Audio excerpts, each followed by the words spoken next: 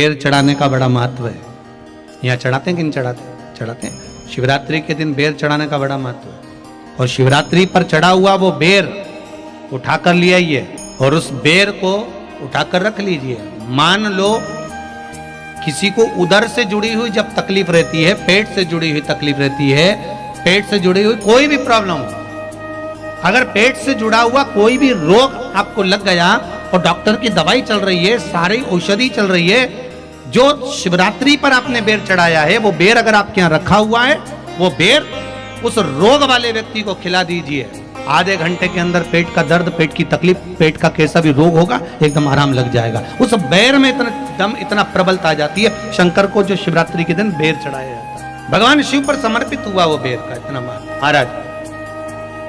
और जो देवता को उठाने के लिए बोर समर्पित करा जाता है, बेर भाजी आंवला उठो देव सांवरा, उसमें शंकर जी का भाव है, क्योंकि शिव जी का दर्शन भगवान नारायण उठते से ही करना चाहते हैं। सबसे पहले नेत्र खोले और मेरा शिव का दर्शन हुआ। बेर का भाव ही शिव का दर्शन का भाव। कितनी बड़ी औषधि होगी बेर के अंदर, जरा देखिएगा कि मेरे राम जी शबरी अम्बा के दरवाजे पर पहुंचे।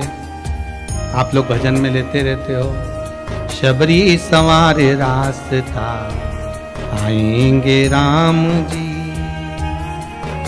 मेरा भी धन्य जीवन बनाएंगे राम जी।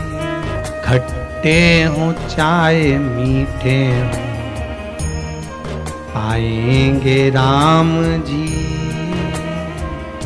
मेरा भी धन्य जीवन बनाएंगे राम जी।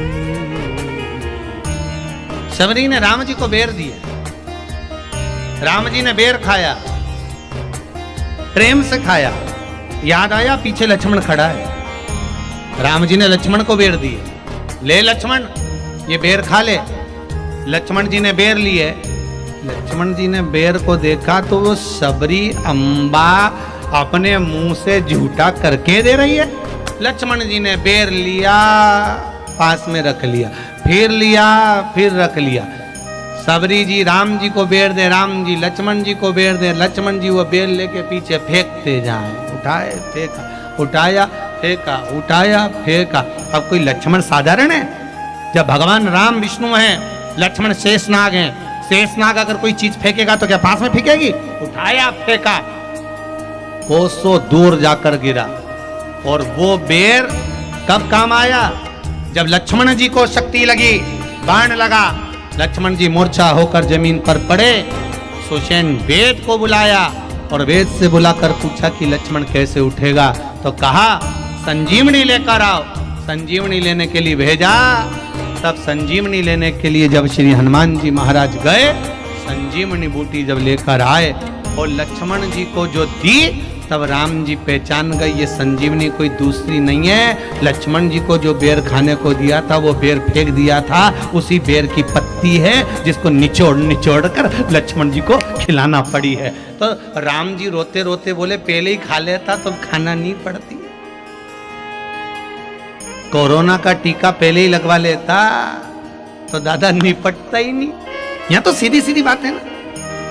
कहा पोलियो की दवाई, जन्म लिए बच्चे से लेकर 5 वर्ष तक के बच्चे को पोलियो की दवाई पिलाई जाएगी।